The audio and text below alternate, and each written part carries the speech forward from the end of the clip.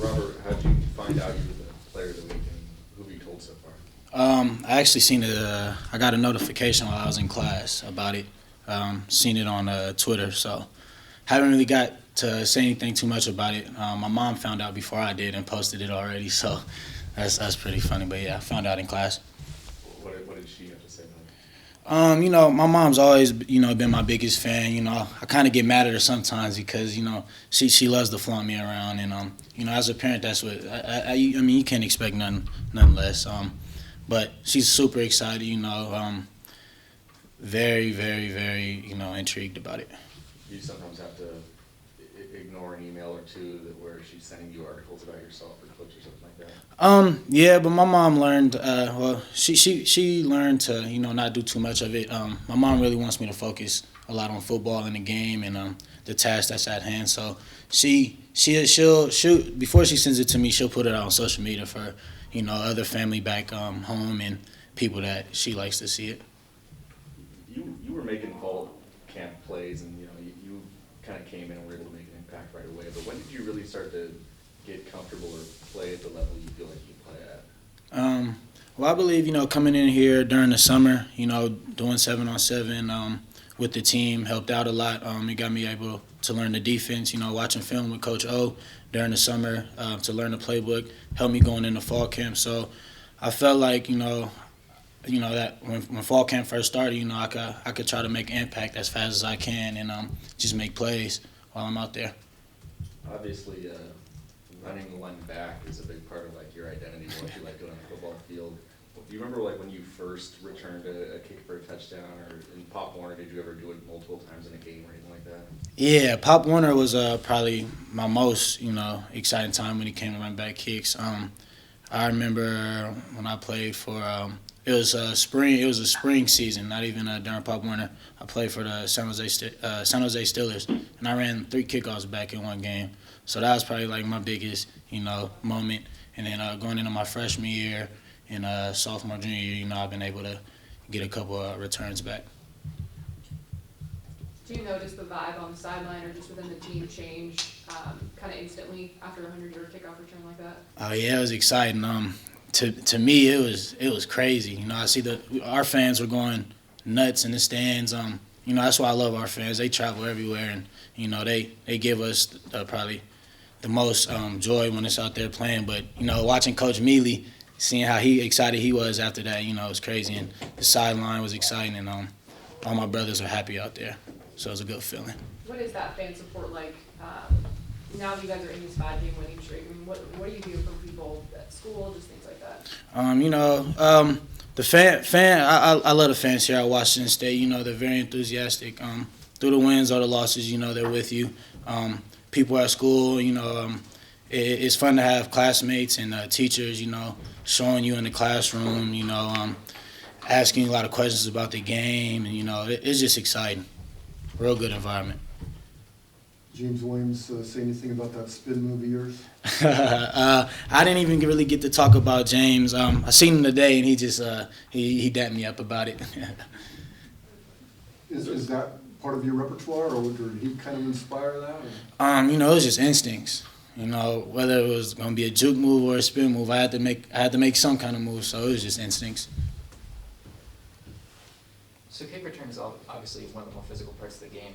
What's the mindset back when you're standing back there and there might be a big hit waiting for you when you finish? Well, just following the game plan, trusting your brothers out there, knowing they're going to do their job, and them giving me the trust to go out there and give the offense the best situation to either score on kick return or give them the best field position to go score. So this is all in trust. More so than any other play, you're kind of out there on the field waiting for it to happen. There's a big build-up to it. Do you have to mentally prepare yourself differently than for just a general snap on defense? So to me, honestly, I look at special teams and kick return as adversity when it hits. When the opposing team scores, coaches trust me to go out there and, coaches trust me to go out there and give our offense the best situation. So, when I think of it as a moment, it's just a moment to go make a play, to be honest. And I think the coaches were giving me the trust to go out there and do that.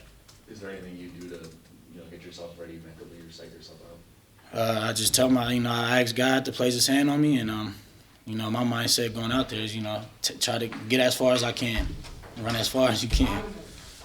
No problem. When you do break free and you see nothing but grass ahead of you after getting out of there and trying to break through those numbers and all that, do you have time? Does something go through your head when you're like, I got nothing but field ahead of me, or do you just keep running?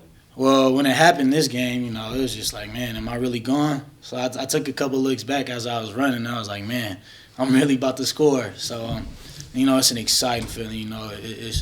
It's great. I'm just happy I didn't trip over myself, as excited as I was.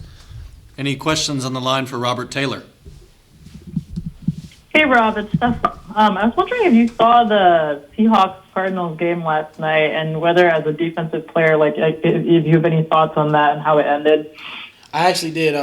I got back from studying with the group, and I was able to catch overtime. And, it sucks when games end in ties. You never want at the end of the tie. To me, it's either you win or you lose. And as a defensive player, you take it on the chin. I look at it as a tie, as a loss. We didn't make the stop that we needed to make to win the game. So I took that one as on the chin.